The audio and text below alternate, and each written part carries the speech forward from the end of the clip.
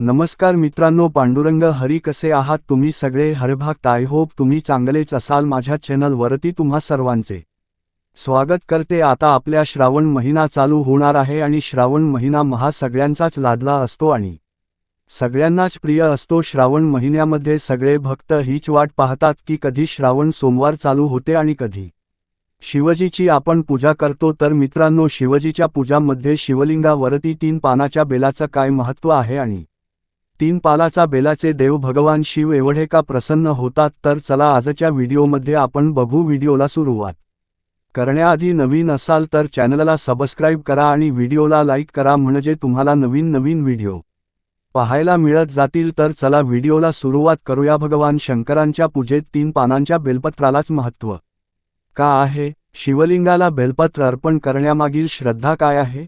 श्रावण 2026 भगवान शंकरांच्या पूजेत 3 पानांच्या बेलपत्रालाच महत्त्व का आहे?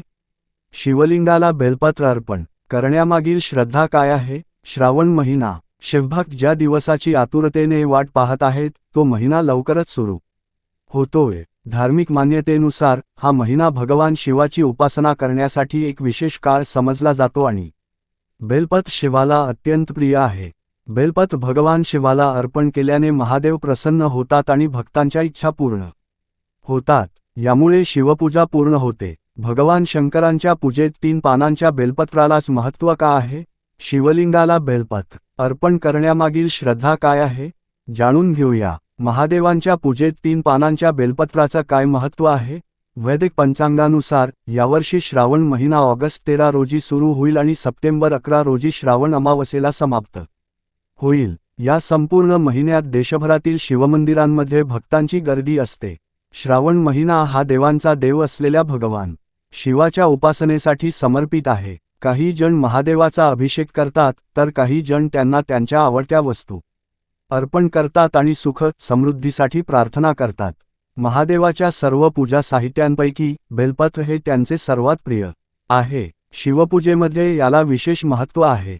धार्मिक मान्यतेनुसार बेलपत्राचा उगम देवी लक्ष्मीच्या तपश्चर्येतून झाला आहे, म्हणूनच ते अत्यंत पवित्र मानले जाते। शिवपुराणासह अनेक ग्रंथांमध्ये भगवान शिवाला बेलपत्र अर्पण करण्याच्या महत्त्वावर सविस्तर माहिती दिली आहे। बेलपत्र अर्पण केल्याने भगवान शिव लवकर प्रसन्न होतात आणि इच्छा पूर्ण होतात। 3 पानांचे बेलपत्र अनेकदा शिवलिंगाला अर्पण केले जाते। या अर्पणामागील श्रद्धा जाणून घेऊया।